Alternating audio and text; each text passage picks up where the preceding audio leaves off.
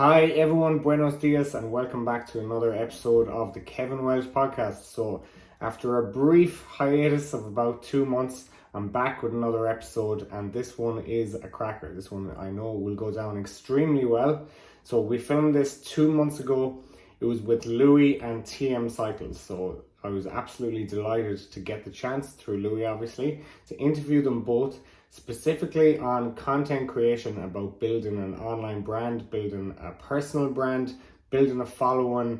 What advice do they have for the likes of me who's trying to build up my online presence, or for anyone who's looking to go into the digital space in any way. So no matter what your job is, no matter what your career is, no matter what your interests are, there is tons of information here about how to make money online and how to build a really loyal following that want to actually interact with you, want to buy your services and products. And this is what the two lads have done extremely well. So in today's podcast, we cover numerous topics, but we cover, first of all, music. This question on music that a lot of people have really enjoyed and written to me about since. What was the music you listened to when you were younger because your parents listened to it, and how did it influence your taste in music? I've talked to so many people about that off the podcast time, but I've talked to 2 people now about it in the actual podcast, and the question always goes down really well. We talk about the 2 guys and my own first trip to Ibiza and how to keep that magic going with your friend group in terms of group holidays. Group holidays have been some of the best and most influential moments of my whole life. I've literally created so much of my persona around the things that I've learned and the places I've been to. They've really affected me in a deep way, and most importantly, they've forged friendships really closely with the people I love. So my friends, I've got so close to them, and most of those friendships were built when we had a few trips away. We also go through done is better than perfect, which is a really important point in Louis' Creator Club. He brings this up all the time, and usually if you're trying to create some sort of content online, the exact reason that he gives for done is better than perfect and for using this phrase all the time is probably what's holding you back. So this is a really important point. We go through what's the difference between an influencer and a content creator, and how to be more creative, how to be more creative with your posts, how to create better content and why that's so important, how to build a more dedicated, interactive following that actually interact with you all the time, talk to you all the time, buy your products and services, which is so important. That's what it's all for. That's what allows to keep the lifestyle going, is people who actually interact with you and buy your products. We talk about how to do that, which I'm in the process of at the minute. Louis has helped me massively in this respect. So if you want to know what me and Louis have been talking about with the other guys on the Creator Club course, this is a real insight into all of that conversations, all those brilliant pieces of advice, those nuggets of wisdom that he delivers on the Creator Club course. We talk about the daily routine of a content creator and just how much work is involved day to day and what you have to do, because while we see them online and all the different social medias, what does a content creator actually do day to day? What are they actually up to? How to look at your own persona, your own image and your own progress. If you're not embarrassed about where you were 3-4 years ago, if you're not embarrassed at some of your opinions 3 or 4 years ago, maybe your physique if you're into fitness, your mindset, maybe if you're into music, if you're not embarrassed by where you were 3 or 4 years ago compared to now, you're probably not progressing hard enough. So all of us would have heard some version of that quote, and I really love the way the 2 guys go into it in the podcast. What it's like to have a literal dream come true. So I've had a dream come true the last 6 months. They've been even better than expected. But the 2 guys, through their online following, through their success in business, through their success in the way they've managed to live their lifestyle and have all the freedom that they want, we talk about what it feels like to actually have things work out better than expected, and why you should set your bar really high. You should set your goals really high, something that feels so out of reach right now, something that makes you want to become a better person. So part of that dream coming true for the lads was living in Ibiza, was there a new Rolex, trips to places like Mykonos, and that's very inspiring for me, setting my goals for the second half of this year, for next year. What do I want to achieve more than anything else, and to actually go for it. The lads have went for it, and they've achieved it, even though, you know, you can listen to them throughout this podcast. They're very normal, very easygoing guys. They just set a goal and really went for it. So that's very, very inspiring for everyone listening. So there's tons of applicable information throughout the podcast. I know you're going to love this one and enjoy this one, especially after seeing Louis' birthday on social media over the last week. You'll have seen just how popular he is and just how well connected he is. It's really incredible, his friend group, and it's because he's such an outstanding person who helps so many people. When Tommy was here, it was one of the most inspiring people I've met all summer, because people like Tommy, Mike Thurston, George Armstrong, and others who I've met this summer are in the exact same industry as me. They've started off as fitness coaches, as online coaches, as personal trainers, and they're at a level far above where I am now. So I'm very, very interested and very, very inspired by just how well they've done. And that's what I'm trying to achieve myself. So this might give you a clearer understanding of my roadmap and where I'm trying to go with my online coaching. So to bring us into that online coaching, I had 6 new signups last month because I promoted some of the before and after results from this year, which were absolutely incredible. So if you want to take a look at them, hop onto my Kevin Welsh page on Instagram, hop onto my 100% page on Instagram. My online coaching service has been banging out absolutely incredible results this year while I'm traveling. Some of the most impressive results I've ever got. And I've had results obviously from the last 5-6 years as a personal trainer in the gym, and from being an online coach the last 3 years as well. So if you're interested in the online coaching, don't hesitate to message me, don't hesitate to get in touch. I'd love to help. Second half of 2023 is now underway. Where could you be by Christmas? If you look at some of the examples on my Instagram page, where could you be by Christmas with the right help? So without any further ado, we'll jump into today's podcast with Thomas Maws, TM Cycles, and Louis Armstrong. So the first question I've prepared is actually one of my favourite questions that I ask a lot outside of podcasts as well. But I remember you talking before in your stories, telling me about who influenced your original taste in music. And you mentioned Depeche Mode and your parents playing certain tunes. Correct. Was there an early memory where you got particularly into music, since we're in Ibiza and... I mean, parents play you their music when you're younger and you act with disdain. You go, what is this bollocks? Like my dad used to play the Stranglers and I used to hate it. You know, the famous song from, what's the film? Where he's on his back, he's cooking. What's the film? I can't remember the film. But my dad used to play Stranglers and I used to hate it. But then I used to go to the gigs with him and I started to enjoy it. And then I think it really sparked when I came to Ibiza for the first time in 2018, I think it was. My friend was like, listen to this guy called Solomon, because we're going on Sunday, Solomon Plus One. I had no idea who it was, and then I put on Solomon Antique de Orange, you know that one with the circle, and I was like, fucking hell, no, this is unbelievable. The first time I saw Solomon, he played Master and Slave by Depeche Mode, Solomon is really heavily influenced by 80s music. And when you said that on your story, it resonated with me, because whatever your parents play for you, it really sticks in your head. And when I was enjoying gigs and music so much, I was enjoying the likes of Solomon and Crystal Clear, who had played 80s music, which is what my parents had always played. It was like nostalgia when you're in the nightclub. Of course. I took my mum. My mum turned 50 and I took her to Printworks. Really? Because she was like, I haven't been raving since when she was younger. So I was like, why don't you listen to Solomon? She fell in love with Solomon. And he was like, oh my God, this is the sort of stuff I used to listen to. I was like, why don't you come to Printworks with us? So yeah, going out with my mum Printworks, which was fucking memorable moment. I remember it, It was really, well, she was in VIP and then we was messaging each other. I was like, you alright, you good? She was like, yeah, I need to come downstairs with you lot. So she came downstairs and then it was fucking quality. That's the thing though about Solomon's audience. I saw him in Amsterdam, and me and my girlfriend were there, and we were the youngest in the queue by about 20 years. This is it. About 4 or 5 years ago. We couldn't believe the age profile of the people going in. There's people in their 50s and 60s going in to see him. I just like Solomon's persona behind the deck. He's just a big man with with long hair. Just feeling the vibes. He just feels the vibe from everyone. But it's like a story, isn't it? Because I could put on Solomon and work for like 3 or 4 hours and I just think, right, I'm done now. It's so good. Well, that's how I got actually into techno music even more so. It was a friend originally, Keen, but what really drove my interest in techno was when you're in the gym, you could be there on the gym floor for 7-8 hours in a row. Yeah. And if you listen to 80s music or rap or anything mainstream, you get sick of it so quick because the song changes every 3 minutes. Yeah. The lyrics get stuck.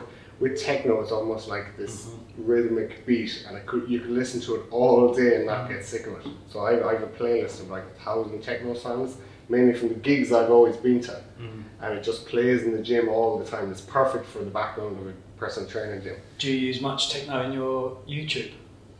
Well, Epidemic Sound, Music Bed.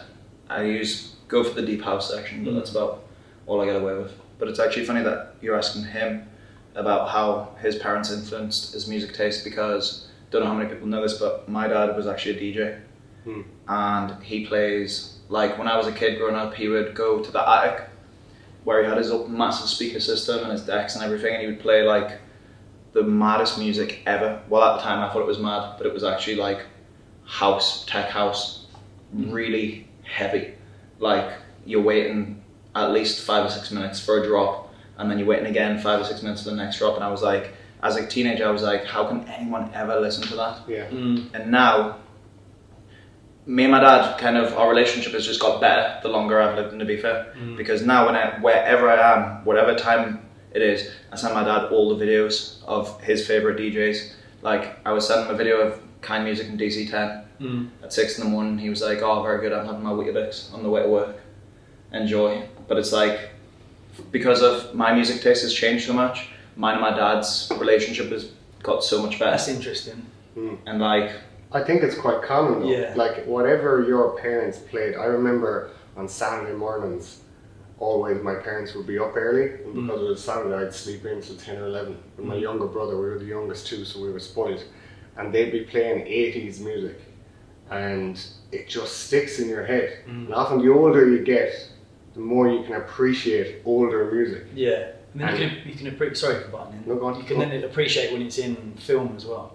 Like Exactly. films like Bronson is just incredible. Like Bronson made me fall in love with it again. And Tarantino's Once Upon a Time in Hollywood, the music makes the film. It's so true. But when you attach a memory to a tune, it makes the tune so much more powerful, resonates far more. that's what I used to love about doing videos for Mike when I was filming and editing, is I would enjoy making these edits so much because me and Mike would choose a song that reminded us of that memory, and we didn't care about the copyright, and would make an edit to our favourite song of the summer, and it just makes everything 10 times better. I had a bit of that when I was in Mykonos. It's so true. And there's like sometimes where I choose not to I choose to just have copyright music in my video because I don't care about getting paid. I'd rather just show people like, this is the music I listen to, this is the vibe, and it makes such a difference. It's so much more enjoyable. 75% of my YouTube is copyright. Yeah. But I'd rather have that ability to tap into an emotion that they are going to feel when they watch it than... Exactly. Makes such a... I mean, YouTube pays shit anyway, so it's not as if I'm losing out on thousands of But pounds. do you feel that, do you know, if you have an absolute love for Ibiza and the clubs here, or even the likes of the clubs and Printworks, do you feel like, oh, I wish my other friend would just come here and just get it the way I get it, and have one of those experiences with them? Because some of the most special friendship moments of my whole life have been lads' holiday to Magaluf, lads' holiday to Ibiza, boys' trip to Amsterdam. Well, I'm lucky because me and Joel have the exact same music taste.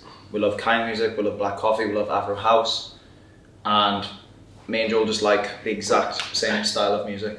So when me and Joel go, like you'll often hear in the videos when I'm recording our stuff, me and Joel, or like we already know what song's coming in, like, oh, have you heard what's coming in, have you heard what's coming in?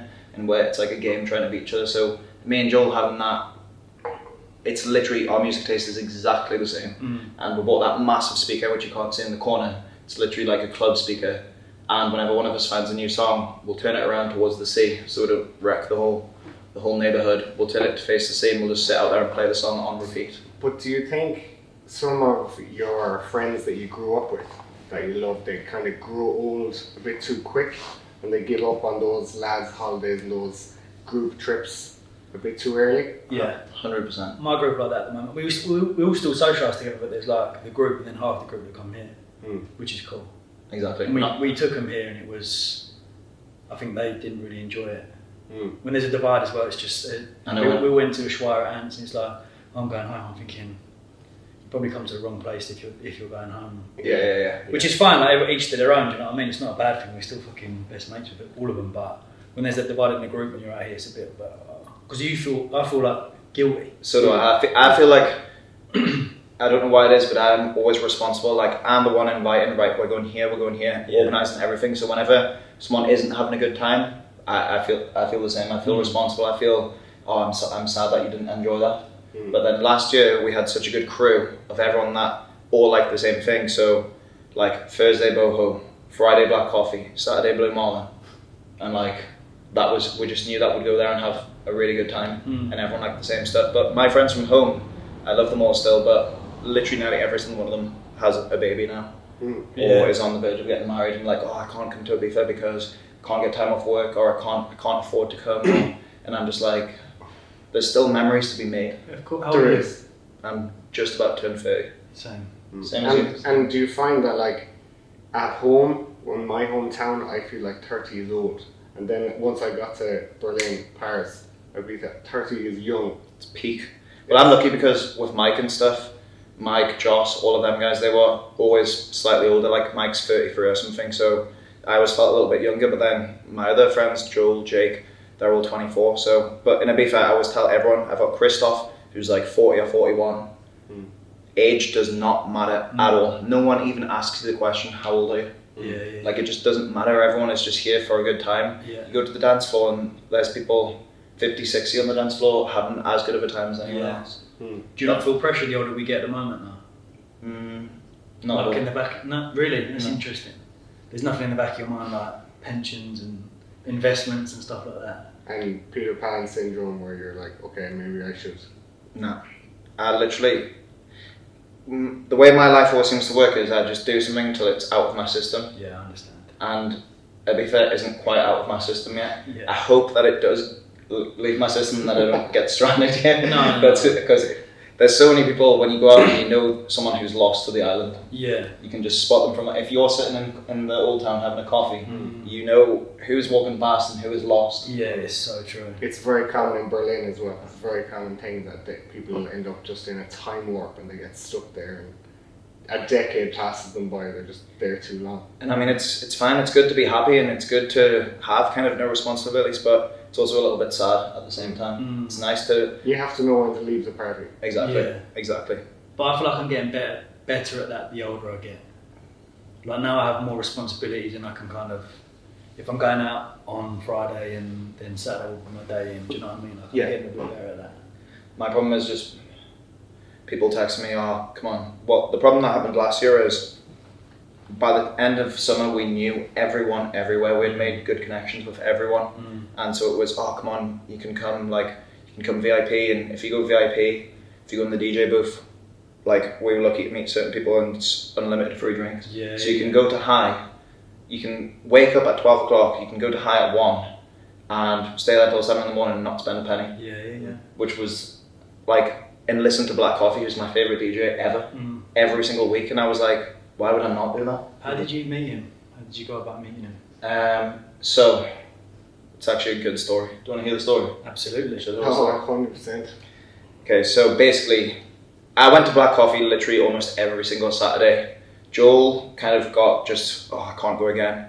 So me and Joel were shooting a villa and I was super excited. I was like, I'm going to go to Black Coffee by myself. And he was like, really? And I was like, yeah, I need to go. And then there was these girls who are our friends, Sophie and stuff. They're all from England, but they kind of stay on the San Antonio side. And Sophie loves Black Coffee as well. And she was like, oh, do you want to come with us? And I was like, okay, I'll go for the girls. So I went with 3 girls to Black Coffee. And then we somehow got onto a table, VIP table. Obviously the girls got on a table, classic.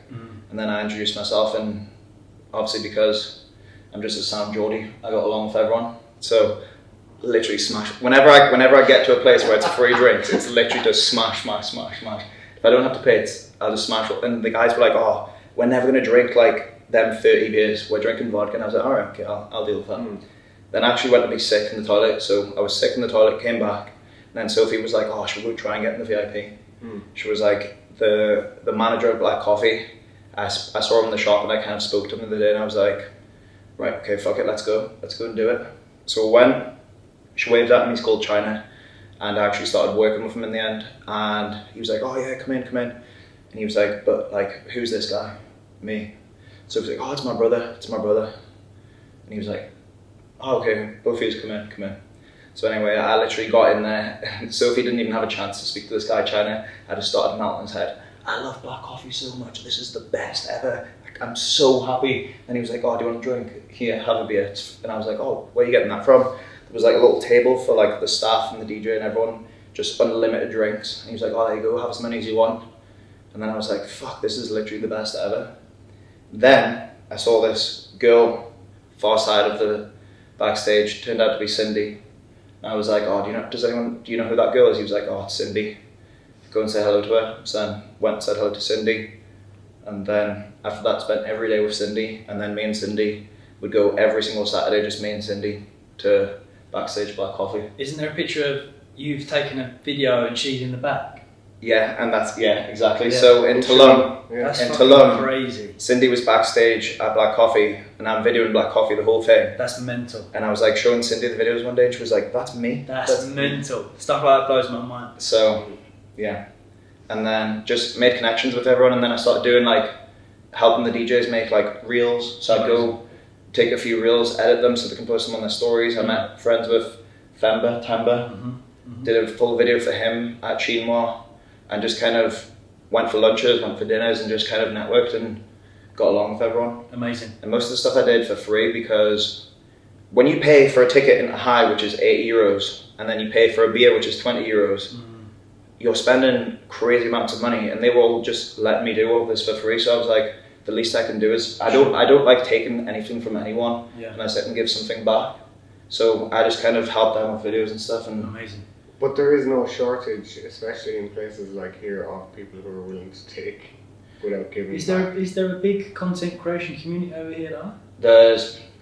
So Ushuaia and High have their own guys. Right. It's like 4 or 5 guys, and they are literally just the best of the best. Really? They'll be posting videos of Ushuaia, like sick edit whilst it's on. Yeah. They go in, get like 10 shots, go into the backstage, edit it all, put it out. Fucking And it's just constant. And it's like 5 guys, they're all Spanish. I've spoke to a few of them, and they're literally just little machines, just literally, and it's the highest quality content ever. But other than that, it's a problem in Ibiza, videographers and stuff, because everyone goes in parties and everyone's unreliable. Sure, So, of course. Amazing. So I just have another, it was interesting you said about your father being a DJ, because my mate who I was talking about, his father was a DJ, and I remember him starting to become a DJ. When did you realise that, like, the difference between a good DJ and an average one? I remember I worked in a small pub, and there was this DJ called Screech in my hometown, and my sister used to run the pub, and anytime he couldn't show up, he'd get someone else to cover, but she'd be like, oh, no, he's not here. And the difference in holding on to a crowd and the vibe in the place. Sure. Even in a small pub, he had the pub in the palm of his hands with the tracks he picked. When did you realise that, I suppose, there's a huge difference between a great DJ and just a good one? I reckon when I came here.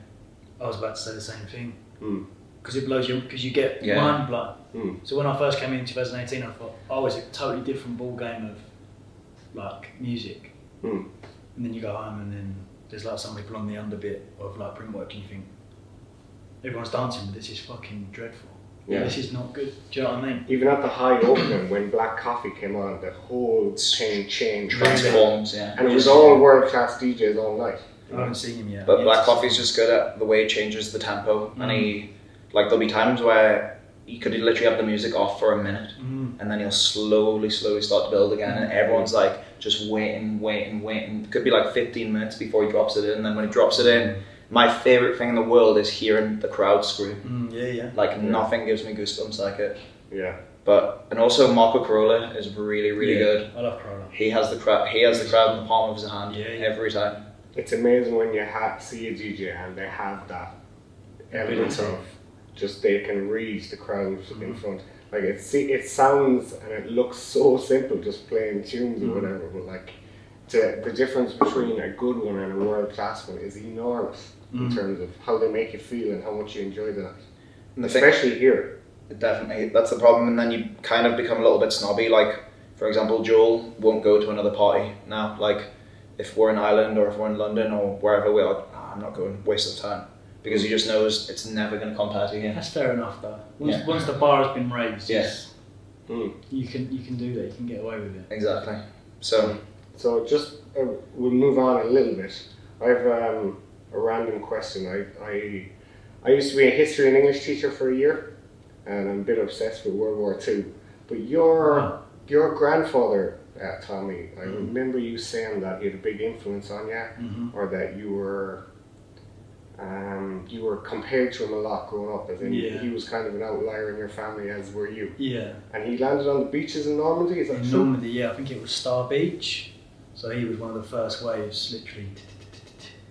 So that's good, because anytime you feel like you're facing adversity or you don't want to do something, it's very easy to like be a cop out. But then when you have that in the back of your mind, it's like, no, your granddad literally stormed the beaches of Normandy. That could have been it. Yeah. Couldn't have had my dad. Couldn't have had me. Yeah. And you just fucking go, well. And it was weird because it was like a split between my granddad and my mum's side, who was just like anti-war, didn't go to war, but he was in the ambulance and he was in the lifeguard. So he was like literally sieving dead bodies out. And then you've got this comparison on my dad's side, and my dad always says, and my uncle, like, you are Tony, like you're. I used to get into fights all the time when I was a kid, and I stopped that thankfully, because in London the whole fucking knife crime game is just there's absolutely no point. Like, but when I was growing up, I thought a good night out was having a fight, which is just such an immature mindset to have. But then when I relate that back to my dad, he was like, yeah, that was my dad. It's kind of where I'm from as well. Like, yeah. There was an interview on the Rich Roll podcast with an Irish guy who's met in Hollywood, and he said after nightclubs in Ireland, after pubs outside Chippers, it was like live action movies. It literally was. Like, you people going through windows on top of cars, everything. That's what the maddest stuff. We used to have a club called Venue in New Cross. It's closed down now. It was like 5 or 6 floors, and then every time that finished, there was always like, right. It was who are you fighting? Exactly. Which is just fucking, because now I'm against it. I hate it.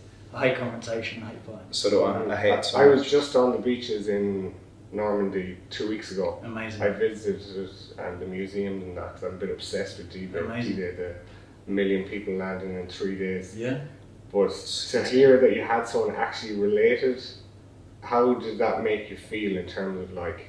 Did you feel it was in your blood to kind of take on the world because of that? Yeah, enormous sense of pride. And like you said, it's everything I do it with them in the back of my mind, and also a deep-rooted connection to like where I grew up in Lewisham as well. And I feel like not a lot of people in my area at all had any opportunities, like zero.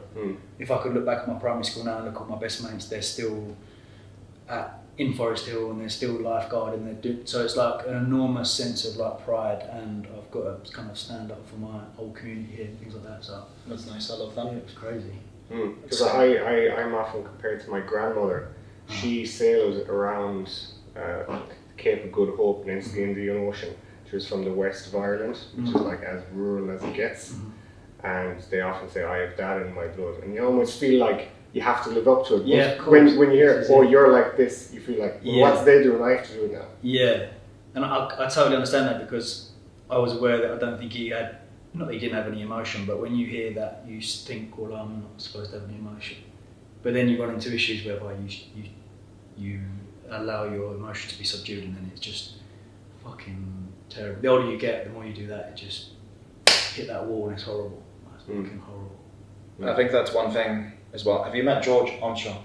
No, not yet, no. It's one thing, like last year I think all of us had like a real good bond as like brothers.